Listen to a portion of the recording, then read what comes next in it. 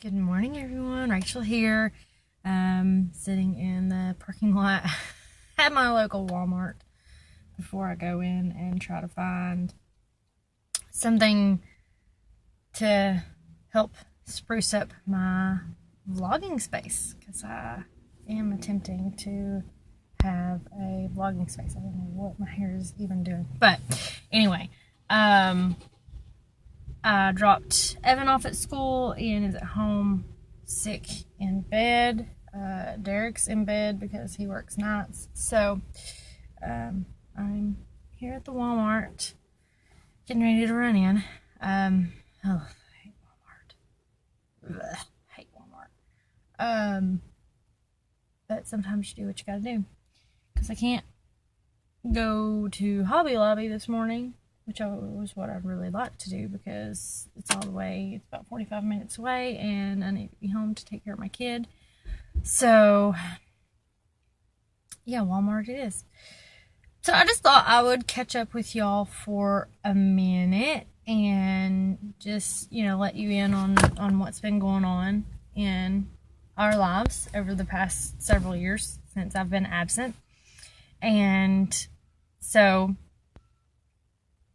I'm still a stay-at-home mom.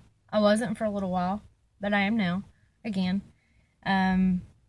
Once I graduated from photography school, yay!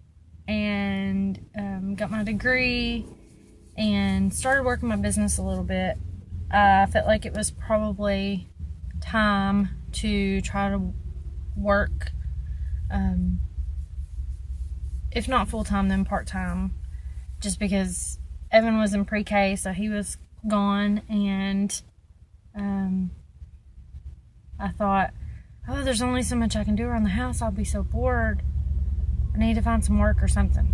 So I went. There's a motorcycle pulled up beside me.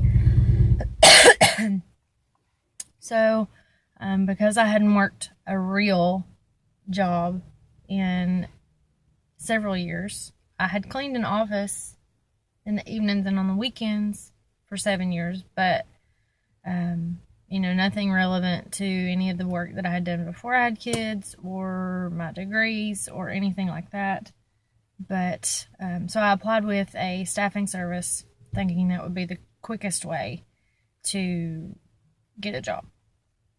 And so I went in for an interview, and it went great. The lady that interviewed me was awesome, and I left thinking, oh, wow, she's great. I would just like to hang out with her.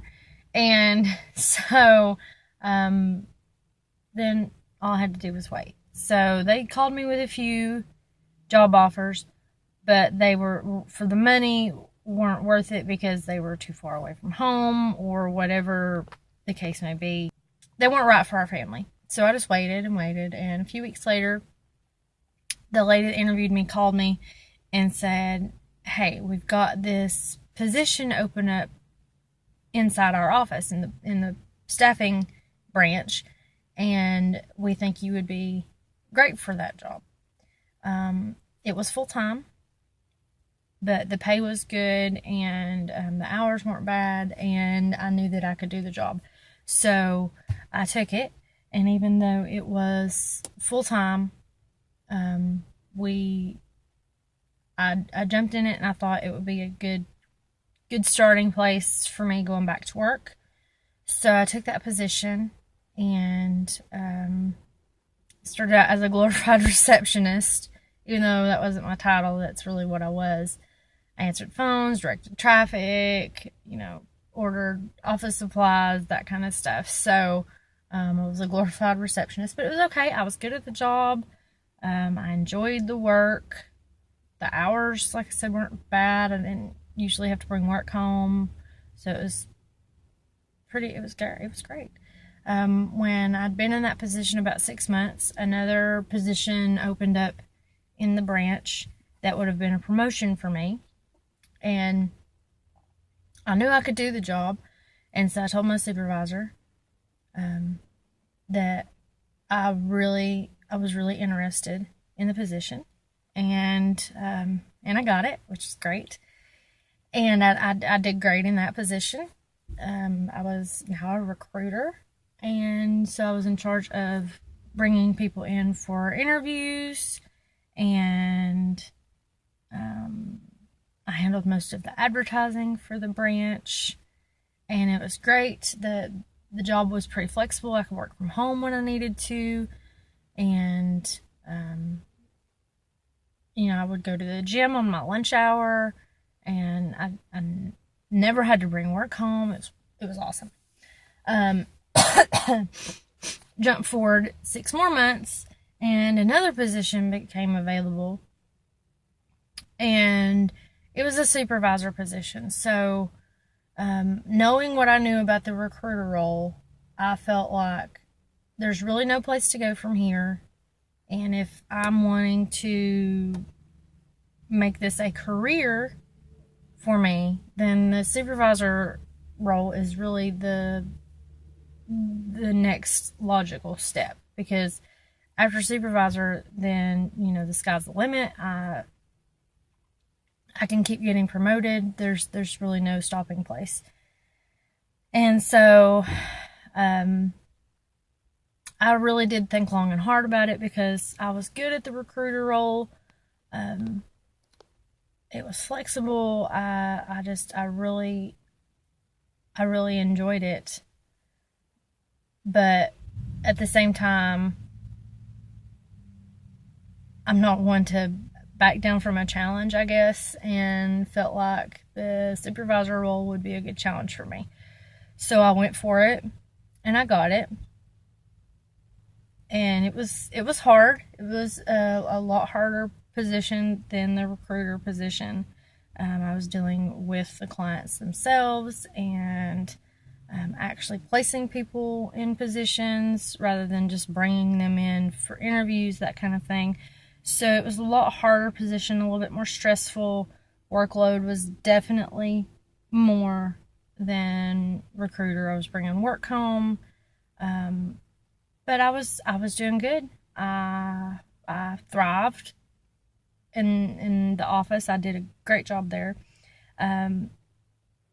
When I started as recruiter, I also started having really, really bad back pain, and was determined that I had severe sciatica, and started having to go to the chiropractor on a regular basis, starting like 3 times a week. So I would have to work through lunch and leave early, which was not a big deal. They were very understanding because they knew how much pain I was in. But when I became the supervisor, I was still having to go to the chiropractor and stuff. Well, when I had been in the supervisor role for 3 or 4 months, the chiropractor that I had been seeing offered me a position on her staff in her office. And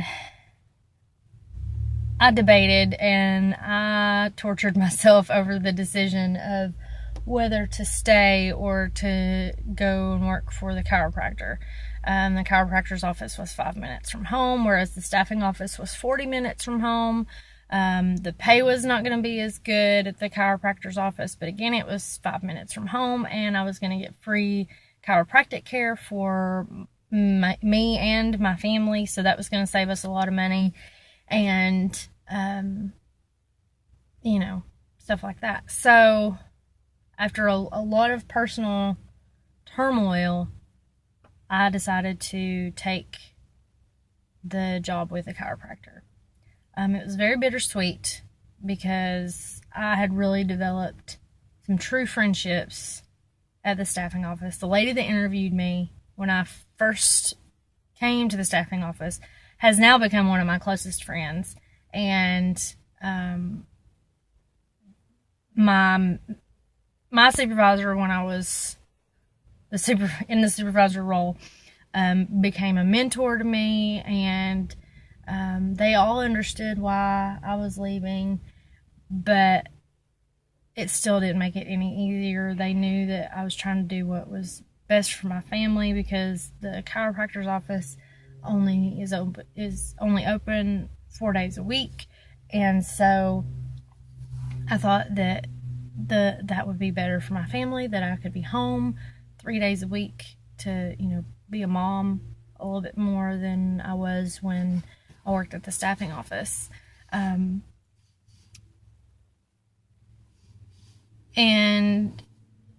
once I started at the chiropractor's office, the learning curve was very, very steep. Doctors have high expectations of their staff, and I struggled. I really, really struggled, which was hard for me because I did not struggle really at all at the staffing office. I felt like every task, every job, every project, anything that was assigned to me when I worked at the staffing office, I thrived. I did a great job. And to come from an environment where I was giving direction to people, I was their quote unquote boss. If I'd place them on a job, I was there. If they, had problems, they would call me and I would give them direction. To leave a job where I was actually over people, to come to a job where I was at the bottom of the totem pole again, and I struggled and struggled and struggled in the position, was very difficult for me. For the first few weeks, I'd come home every night in tears. The hours were very, very long. Even though it was 4 days a week, I would drop the boys off at school at 7:15 and then not come home until sometimes close to 8 at night. So I really didn't see them because it was almost bedtime by the time I got home. And then Derek had to leave for work, and so I never got to see him, and it was very difficult. I had anxiety attacks. I mean, it was just, and I thought, this is a test. The Lord is testing me in how I'm going to handle this. And I had begun to think I really should. I miss being home, especially since I'm not home at all 4 days a week. I miss my family. I was really miserable. And I began to pray and search and think about, okay, what am I going to do? What am I going to do? I can't not work. I mean, yeah, Derek makes good money, but I can't not work. I've worked since I was 16. I don't know how not to work. Even when I was a stay-at-home mom, I still had the cleaning job, and I worked. So I began to really think about what I was going to do. And I had decided, I'm going to stick it out. I'm going to give it 6 months. I'm going to see how things go. Well, about that same time, Derek's granny, I just call her Granny because she's been Granny since the day I met Derek, but Derek's granny was diagnosed with breast cancer. This was the second time that she had it, and the last time she had it, she struggled with depression and was not in a good place. And I really felt like, because I had taken care of her the last time she had battled, I spent time with her to make sure that she was in good spirits, and cooked for them when she wasn't feeling like it. And I really felt like, maybe this is a sign. Maybe I should go back home so that Granny can be taken care of, because Derek's grandparents have helped us so much throughout our whole marriage with our kids. They gave us land to build our house. They've just been, they're the best people. I love them so much. And when she got sick again, I said, okay, it's a sign. I'm going home. And so I gave notice to the doctor, she completely understood. She said, I understand you've got to do what's best for your family. You've got to take care of your family. And I still go and receive chiropractic care because I have to. But so I helped take Granny to her treatments and made sure that she was okay. And now I've been back home for about 6 months. I've never been happier. I didn't realize when I started working, and now that I'm back, how much I missed family dinner. Because when I worked, Derek and the boys would eat usually before I got home, and I would just have to cook something for myself, and I would eat alone. And I never realized how much I missed sitting around a table with my family, just talking about the day. So, now I occasionally substitute teach, which occasionally is plenty for me. There's a reason I don't teach full time. Motorcycle. As we are all aware, teachers are vastly underpaid, as are substitute teachers. But, it is what it is. But I'm going to wrap this up. I'm happy to be home. I'm happy to be back with you all. And I can't commit to how much I'm going to get to vlog. Hopefully once a week is my goal. But we'll see. I do have plans. I have lots of videos that I want to do. And lots of things I want to say. But I appreciate you all hanging in and coming back. And I look forward to getting to know you guys more and learning about you and seeing where this takes us. But I'm going to run into Walmart. Pray for me.